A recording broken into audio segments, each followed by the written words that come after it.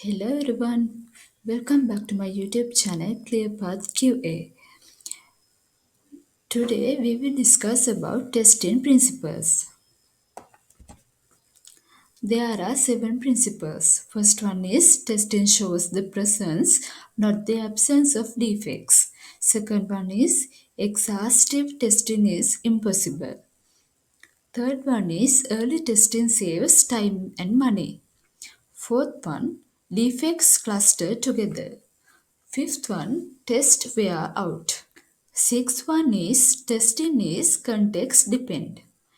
And the seventh one is absence of defects fallacy.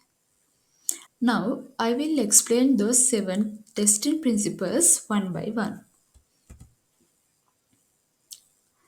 The first principle is testing shows the presence, not the absence of defects.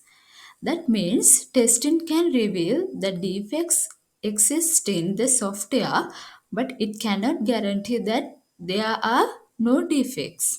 And also, testing reduces the probability of defects remaining undiscovered in the test object.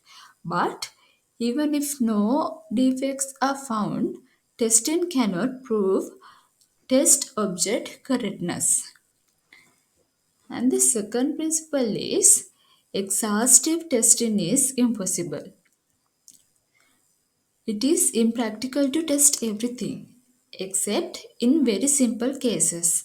Instead of trying to test everything, experts should focus their efforts on areas with higher risk using various testing techniques, test case prioritization, and risk based testing. Those will be discussed in an upcoming chapter. The third principle is early testing saves time and money.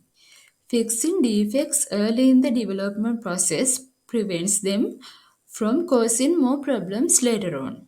This reduces the overall cost of quality due to fewer failures occurring in later stages of the SDLC. Both static and dynamic testing should be started as early as possible to detect defects early. The fourth principle is defects cluster together. A small number of system components typically contain most of the discovered defects and or are responsible for most of the operational failures. This phenomenon is an illustration of the Pareto principle. Predicted defects clusters and actual defect clusters observed during testing or in operation are an important input for risk-based testing. Fifth principle is test wear out. Repeating the same test repeatedly becomes less effective in detecting new defects over time. To address this, existing test and test data may need to be modified and new tests may need to be created. However, repeating the same test can still be beneficial in some cases, such as automated regression testing. The seventh principle is testing is context dependent. There is no single universally applicable approach to testing. Testing is done differently depending on the specific context.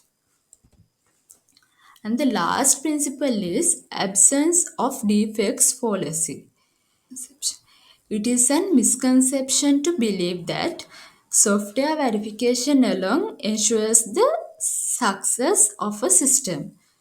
Truly testing all specified requirements and fixing all found defects may still result in a system that does not meet user needs and expectations, fails to achieve business goals, or is inferior to competing system. Validation should be performed in addition to verification. That's all from today's video. I hope you guys learned something from this video. To catch up with more content, let's meet in the next video. Stay tuned. Thank you.